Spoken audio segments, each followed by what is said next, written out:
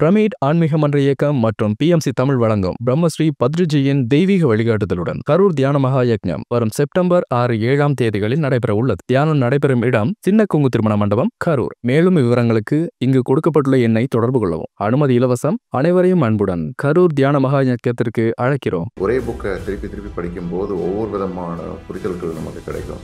முன்னாடி படிக்கும்போது அதோட மீனிங் டைரெக்டாக ஒரு மீனிங் கிடைச்சிருக்கும். இப்போ படிக்கும்போது அந்த வார்த்தைகளுக்கு உள்ள இருக்கிற அந்த இடைவெளி பற்றி புரிய ஆரம்பிக்கும். ஸோ ஒவ்வொரு டைமும் நம்ம இந்த ஒரு செஷனை இந்த மாதிரி நிகழ்ச்சியை திருப்பி திருப்பி நம்ம கேட்கும் போதோ இல்லைன்னா அதை அட்டன் பண்ணும் போதும் ஒவ்வொரு விதமான புரிதல்கள் கிடைக்கும். இது ஏன் இப்போ போய் புரிஞ்சுது, இது ஏன் ஒரு 4 வருஷத்துக்கு முன்னாடி இதை புரிஞ்சிருந்தா இன்னும் நல்லா நம்மளோட வாழ்க்கை நல்லா பெட்டராக இருந்திருக்குமே அப்படின்ற மாதிரியான பல பேருக்கு அது கண்டிப்பாக நிச்சயமாக அந்த மாதிரி இருக்கும். அதில் நம்மளோட பர்சனாலிட்டி பார்த்தீங்கன்னா நம்ம பெரும்பாலும் மற்றவங்க சொல்லுவோம், அந்த மனுஷனை அவர் ரொம்ப ரொம்ப ரொம்ப டென்ஷனான பேர் வைப்பார், அவர்கிட்ட நீங்கள் இந்த டைமில் போகக்கூடாது, இந்த மாதிரி போகக்கூடாது. அந்த எமோஷ்னல் அந்த இது அந்த மனிதரோட பிம்பத்தில் அட்டாச் ஆகிடுச்சு. ஏன் அந்த மாதிரி நடந்திருக்குன்னா, ஒரு சில இதுக்கு முன்னாடி அந்த மனிதரோ இல்லை சுற்றி இருக்கும் கூட எதிர்கொண்ட சில விஷயங்கள் அவர் ஸோ இந்த எக்ஸ்ப்ரெஷன்றது உள்ளே இருக்கக்கூடிய விஷயங்கள் நமக்குள்ளே என்ன போயிட்டு இருக்குது, அதை மற்றவங்களுக்கு நான் இதை சொல்லணும்னு விரும்புகிறேன், அதை நீங்கள் சொல்லணும், சொல்லக்கூடிய அந்த தைரியம் வரணும். பல நேரத்தில் நம்ம பல விஷயங்கள் உள்ளே ஓடிட்டு இருக்கிறத வெளியில் சொல்கிறதே கிடையாது. அவங்க என்ன நினச்சிக்குவாங்க, இவங்க என்ன நினச்சிக்குவாங்க.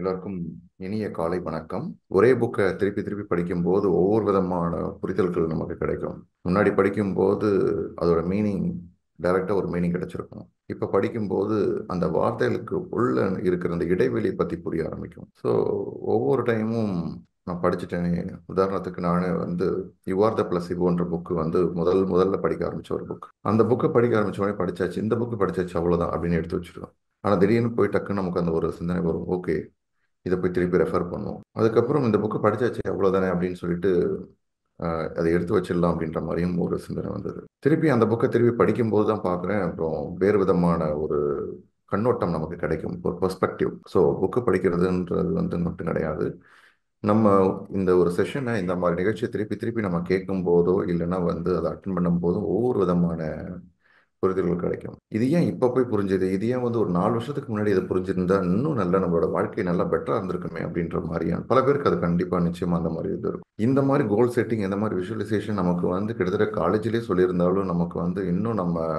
நிறைய சாதிச்சிருக்கலாமே, இல்லை ஒரு 10 வருஷங்களுக்கு முன்னாடி நம்ம தெரிஞ்சிருந்தா இன்னும் நிறைய நம்ம அச்சீவ் பண்ணியிருக்கலாமே அப்படின்ற மாதிரி. So it's never late. இது எப்போவுமே நமக்கு லேட் அப்படின்றது கிடையாது. ஓகே, உண்மை என்ன அப்படின்னா, நம்ம சரியான நேரத்தில் சரியான டைமில் நமக்கான விஷயங்கள் சூழ்நிலையில் நமக்கு அந்த விஷயங்கள் நமக்கு சரியாக கிடைக்க ஆரம்பிக்கும். ஒரு பால் சுட வைக்கிறோம், பாத்திரத்தில் சுட வைக்கிறோம்னாலே நம்ம அதை கரெக்டாக வாஷ் பண்ணிவிட்டு க்ளீனாக இருக்கும்போது தான் அந்த பாலை ஊற்றி சுட வச்சும் போது தான் அந்த பால் நமக்கு, இல்லைன்னா அந்த பால் பண்பற்ற பாலாக மாறிடும் அப்படின்னு திருவள்ளுவர் அற்புதமாக சொல்லியிருப்பார்.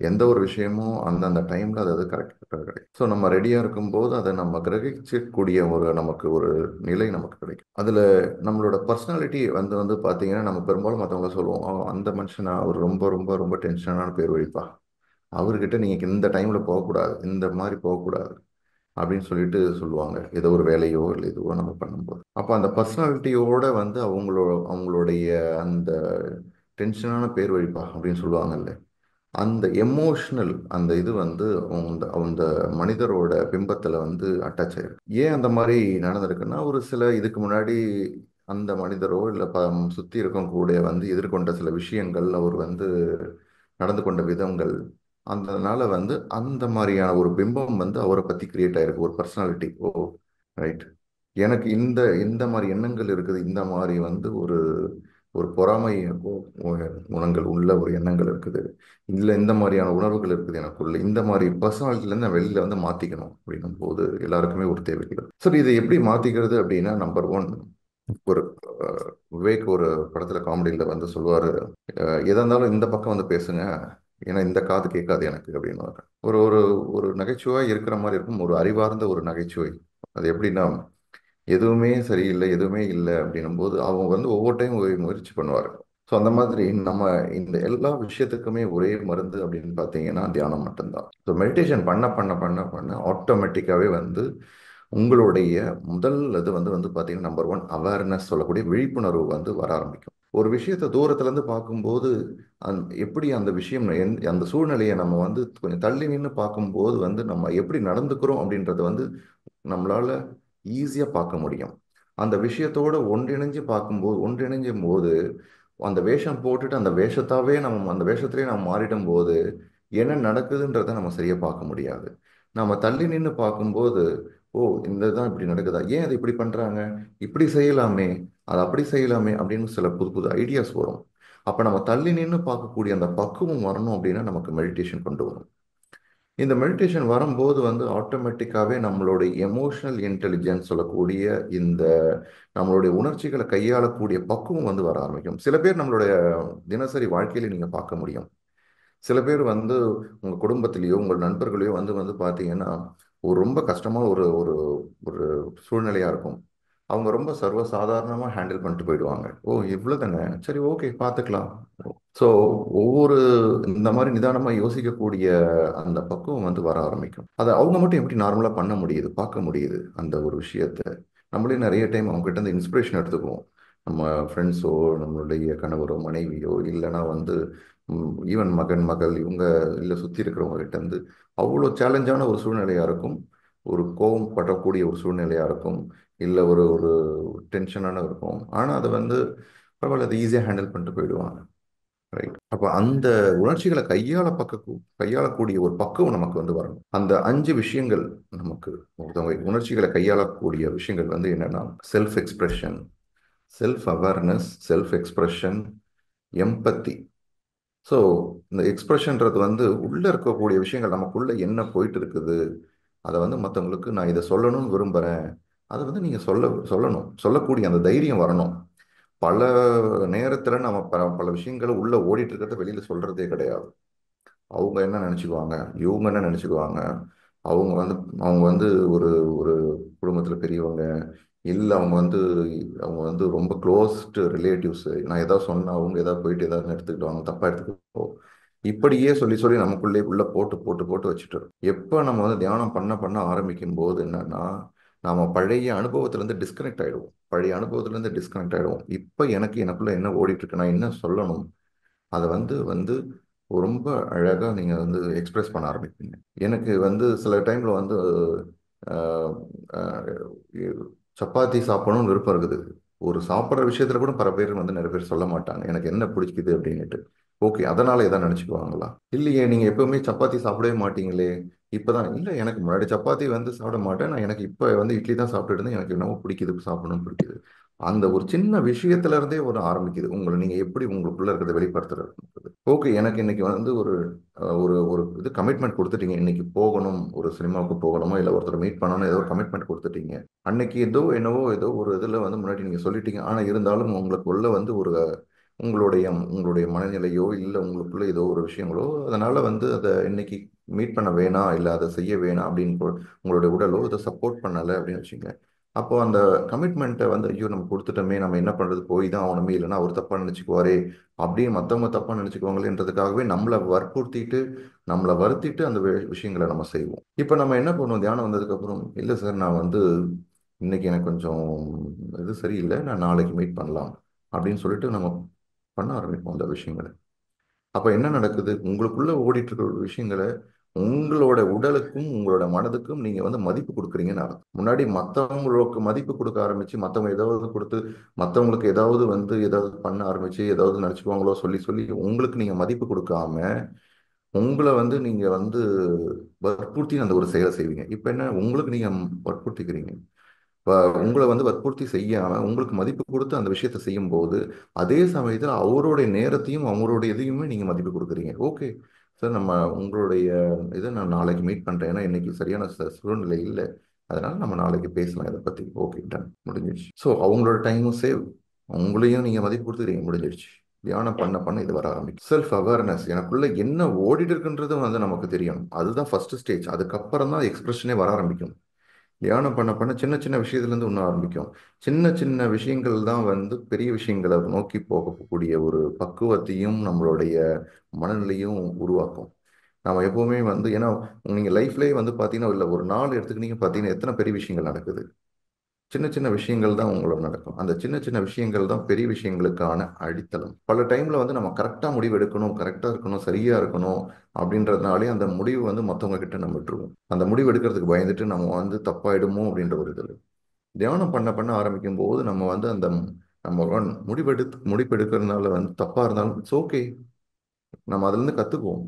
ஓகே, இது சரி கிடையாது, இன்னைக்கான சூழ்நிலைக்கு இது சரி கிடையாது, இதுல இருந்து நான் கத்துக்கிறேன், இது பண்ணக்கூடாது, அடுத்த டைம் வேற ஒன்று ட்ரை பண்ணி பார்ப்போம். ஸோ இந்த என்ன போய்கிட்டு இருக்கு நம்ம மைண்ட்ல, என்ன மாதிரி யோசிச்சுட்டு இருக்கிறோம், என்ன மாதிரி வந்து நம்ம பேசுறோம், என்ன மாதிரி நம்ம மற்றவங்க இது எல்லாமே நமக்கு தெரியணும்.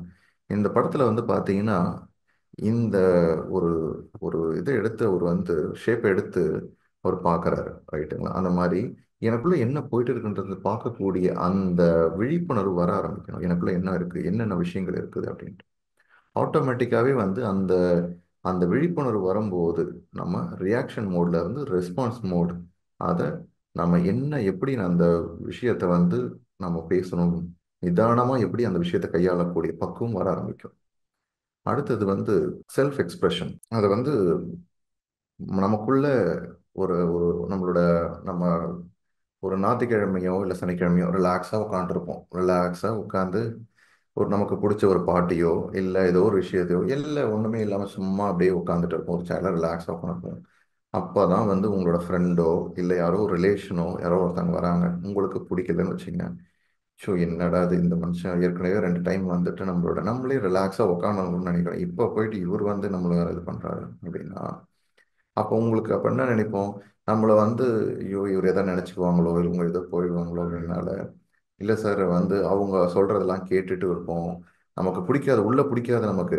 பல பேர் இதை நிச்சயமா இதை வந்து நான் சொல்றதை வந்து உங்களால உணர முடியும். நீங்க ஃபோன் பேசுவீங்க, அந்த ஃபோன்ல வந்து வந்து உங்களுக்கு அந்த விஷயங்கள் வந்து அவங்க பேசுறது வந்து ஒரே புலம்பலா இருக்கும். என்ன நீங்க வாழ்க்கையே இப்படி இருக்குதுங்க, ரொம்ப கடன் தொல்லையா இருக்குது, ஆஃபீஸ்ல இந்த பிரச்சனை, இவங்க இப்படி பிரச்சனை, அப்படி இப்படின்னு வெறும் புலம்பலாவே இருக்கும்.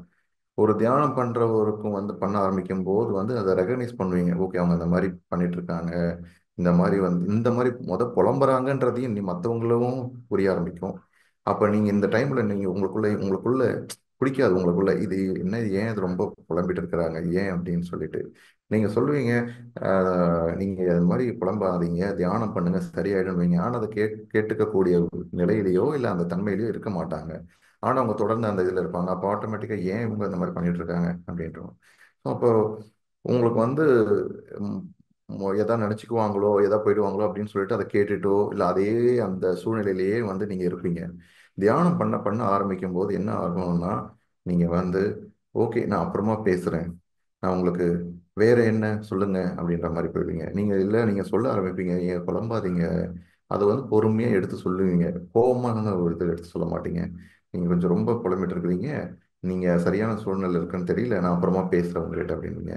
இல்லையா பத்ரிஜி சொல்ற மாதிரி ஒருத்தர் என்ன சொல்லுவாருன்னா, பத்ரிஜி வந்து போய் சொல்லிக்கலாம் அப்படின்னுவாரு. என்ன சொல்லிக்கலாம்னா, எனக்கு ரொம்ப வயிறு வலியா இருக்குது, நான் அப்புறமா உங்ககிட்ட பேசுறேனே, இல்லை நான் அப்புறமா உங்களை பார்க்கறேனே, எனக்கு கொஞ்சம் இதுவா இருக்கு அப்படின்னு தப்பே கிடையாது அந்த இதுல. ஏன்னா அப்ப நீங்க உங்களுக்கு நீங்க முக்கியத்துவம் கொடுக்குறீங்க. உங்களுக்கு நீங்க முக்கியத்துவம் கொடுக்கும் போதுதான், உங்களுக்கு நீங்க மதிப்பு கொடுக்கும் போதுதான் ஆட்டோமேட்டிக்காவே நீங்க மற்றவங்களுக்கும் மதிப்பு கொடுக்குற மாதிரி இருக்கும். இல்ல உங்களையும் கஷ்டப்படுத்திட்டு வற்புறுத்தி நீங்க கேட்டுட்டு அங்கேயும் அரை மனசோட உட்காந்து கேட்டுன்னு இருப்பீங்க அவங்க கிட்ட.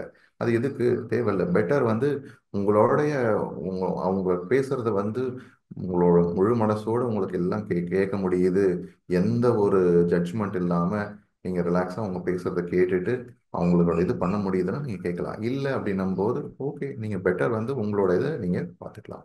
ஸோ அதுக்கு இந்த செல்ஃப் எக்ஸ்பிரஷன்றது வந்து நமக்கு ரொம்ப உதவி செய்யும். செல்ஃப் எக்ஸ்பிரஷன் நான் என்ன பண்றது, நீங்க ஆட்டோமேட்டிக்கா ரியலைஸ் பண்ணுவீங்க தியானம் பண்ண ஆரம்பிச்சது இருந்து உங்களுக்கு என்ன வேணும், எனக்கு இது வேணும், எனக்கு இந்த பொருள் வேணும், எனக்கு இந்த ட்ரெஸ்ஸை போட்டுக்கணும், அவங்க என்ன சொல்லுவாங்களோ அந்த ட்ரெஸ் அப்படின்லாம் பார்க்க மாட்டீங்க. எனக்கு இந்த கலர் சூட் ஆகலைங்க அப்படின்னுவாங்க, ஆனா உங்களுக்கு அந்த கலர் பிடிச்சிருக்கும் இல்லை அந்த ட்ரெஸ் பிடிச்சிருக்கும், நீங்க போடுவீங்க.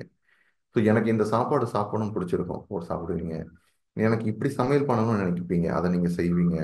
நீங்க ஏதோ ஒரு இடத்துல சரியில்லை, இது இந்த இந்த ஒரு ஒரு கணவரோ இல்லைன்னா ஒரு மனைவி வந்து ஒரு சொல்றாங்கன்னா அந்த இடத்துல வந்து சொல்றாங்க, அந்த இது உங்களுக்கு சரியா படலைன்னா நீங்க சொல்லுவீங்க, ஓகே இது வந்து இது இது இது என்னவோ இப்போ இதை பத்தி பேச வேணாம்னு தோணுது, அது அப்புறம் பேசலாம் அப்படின்னு சொல்லிட்டு நீங்க அந்த இடத்துல இருந்து மூவ் ஆயிடுவீங்க. ஸோ இது எல்லாமே நடக்க ஆரம்பிக்கும். நேர்மறையா நீங்க உங்களை வெளிப்படுத்த ஆரம்பிக்கும். மிக முக்கியமான ஒரு விஷயம் வந்து என்னன்னா, யார்கிட்டயும் ப்ரூவ் பண்ணணுன்ற அவசியமே தேவை கிடையாது. ஸோ அதனால மற்றவங்க அதை நம்மளை புரிஞ்சிக்கக்கூடிய நிலையில இருக்கிறாங்களா இல்லையான்றதை நம்மளால உணர முடியும். ஒரு இல்லை நம்ம சொல்லக்கூடிய விஷயத்த வந்து ஓகே இந்தாங்க இந்த இந்த அப்படின்னு சொல்லிட்டு இப்படி தூக்கி போட்டு போறாங்கன்னு வச்சுங்க, அந்த இடத்துல வந்து நீங்க அந்த விஷயத்த வந்து சொல்றதே வேஸ்ட், ரைட்? அப்ப நீங்க என்ன தேவையில்லை, அப்ப முன்னாடியே நீங்க அந்த அந்த அந்த சூழ்நிலையை உணர ஆரம்பிப்பீங்க. அது ஆட்டோமேட்டிக்காவே நீங்க வந்து அந்த இடத்துல பேச மாட்டீங்க. எப்ப கரெக்டான நேரத்துல சரியான நேரத்துல சரியான இடம் பொருள் இதுன்னு சொல்லுவாங்க பாத்தீங்களா, நீங்க யூஸ் பண்ற டோன் வந்து மாற ஆரம்பிக்கும். நீங்க எப்ப பேசணும், எப்படி பேசணும், இந்த இடத்துல பேசலாமா வேணாவா, இதை நான் வந்து இந்த வார்த்தையை பயன்படுத்தலாமா, ஓகே அப்படின்றது எல்லாமே உங்களுக்கு வர ஆரம்பிக்கும், ரைட்? அடுத்தது முக்கியமானது வந்து உத்வேகம். வாழ்க்கையில வந்து நமக்கு எல்லா விஷயங்களும் வந்து வந்து பாத்தீங்கன்னா நம்மளோட அனுபவங்களை வந்து பல மடங்கா நம்ம வந்து நம்ம நம்மளோட விஷயங்களை கொண்டு வர்றதுக்கு தான் நம்ம பார்ப்போம்.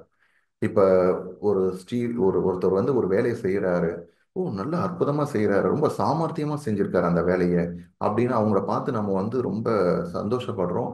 அவர்கிட்ட இருந்து அந்த உத்வேகத்தை மோட்டிவேஷன் நம்ம எடுத்துக்கிறோம். எதனால? நம்மளும் நம்ம ஏற்கனவே செஞ்சுக்கிற வேலையை விட இன்னும் பல மடங்கு நம்ம பல விஷயங்கள் நம்ம அந்த வேலையோ இல்லை ஒரு விஷயத்தையோ நம்ம செஞ்சு அதுல இருந்து பல நல்ல விதமான அனுபவங்களை கொண்டு வரதுக்காக தான் நான் சந்தோஷமா இன்னும் இன்னும் பல மடங்கு நான் மகிழ்ச்சியா நான் இருக்கணும் அப்படின்னு அங்கிருந்து நீங்க அந்த உத்வேகத்தை எடுத்துக்கிறீங்க. அந்த உத்வேகம் எங்க இருந்து கிடைக்கும் உங்களுக்குன்னா, மற்றவங்களுடைய சாதாரண மனிதர்கள் உங்களுடைய சுற்றி இருக்கிறவங்ககிட்ட இருந்து கூட. அவங்க சில பேர் வந்து வந்து பாத்தீங்க அப்படின்னா அவங்க லீவே போட மாட்டாங்க. அவங்க கரெக்டா எவ்வளோ இதுவாக இருந்தாலும் கரெக்டா சில பேர் போவாங்க. எப்படி நீங்க அவங்க கிட்ட இருந்து நம்ம கத்துக்க ஆரம்பிப்போம், இல்ல அதை எப்படி செஞ்சிருங்கன்னு தெரிஞ்சுக்குவோம் அப்படின்னு நம்ம தெரிஞ்சுக்கிறோம். தெரிஞ்சுட்டு நம்மளுடைய வாழ்க்கையில அதை கொண்டு வந்து நமக்கு இங்க இவ்வளவு மகிழ்ச்சி இருக்கா, இன்னும் அந்த பல மகிழ்ச்சியை நம்ம கொண்டு வரும் அப்படின்றதுக்கு ஒரு நோக்கம் தான், கரெக்டுங்களா? இல்லைன்னா எதுக்கு நம்ம வந்து மற்றவங்க ரொம்ப பெட்டரா பண்றாங்க, இதை விட இன்னும் நல்லா பண்றாங்க, இந்த மாதிரி பண்றாங்கன்னு நம்ம ஏன் தெரிஞ்சுக்கணும்? ஸோ அந்த மகிழ்ச்சி அந்த அனுபவங்களை வந்து நம்ம நம்ம வந்து இன்னும் பல மடங்கா உயர்த்திக்கிறதுக்கு இந்த தியானம் வந்து உங்களுக்கு உதவி வர மாட்டோம். ஒரு ஒரு வேலை செய்ய கொடுத்துட்டாங்களா, நான் இதுல இருந்து நான் என்ன பண்ணணும், நான் என்ன போகணும், இதுல என்னோட முக்கியத்துவம் என்னது, நான் எப்படி இதுல இருந்து நான் இன்னும் என்னோட இதை வந்து நான் எப்படி ஆட் பண்றது, என்னோட வேல்யூ எப்படி நான் ஆட் பண்றது, நான் இன்னும் வந்து இதை வந்து ஆஹ், இந்த இந்த மதிப்பு என்னோட மதிப்பு கூட்டுறது எப்படி என்னோட இந்த பணியில அப்படின்றத தான் நான் பார்க்க ஆரம்பிப்பேன். ஆட்டோமேட்டிக்காவே நீங்க எல்லாருமே என்ன வேலை இந்த தியானம் பண்ண அவங்க சொன்னாதான் செய்யணும் அப்படின்னு கிடையாது. நீங்களா அந்த பொறுப்பு எடுத்துக்குவீங்க, ஓகே இதை நான் செய்யணுமா போகணுமா. ஆட்டோமேட்டிக்காக உங்களுடைய பணி செய்யக்கூடிய இடத்துலையுமே அது பிரதிபலிக்கும். நீங்க வந்து உங்களுடைய உங்க மேனேஜர் வந்து ஆட்டோமேட்டிக்காவே வந்து என்னன்னா ஓகே இவங்க சுரேஷ் கிட்ட இந்த வேலையை கொடுத்தா போதும் செஞ்சிருவாரு, சுரேஷ் வந்து ஆட்டோமேட்டிக்காவே இது பண்ணிடுவாங்க அப்படின்ற கூடிய அந்த நம்பிக்கை வர ஆரம்பிக்கும் அவங்களோட மேனேஜருக்கு. ஸோ மேனேஜர் வந்து அவங்க சொல்றாங்க, உங்களோட சூப்பர்வைசர் சொல்றாங்க, இல்லை உங்க மேலே இருக்கிறவங்க சொல்றாங்க அப்படின்னும் போது அவங்க அந்த எதுக்கு சொல்றாங்க, ஏன் சொல்றாங்கன்றதுக்கான புரிதல் உங்களுக்கு வர ஆரம்பிக்கும். ஓகே அதுக்கான அந்த நோக்கத்தை நோக்கி போக ஆரம்பிக்கும்.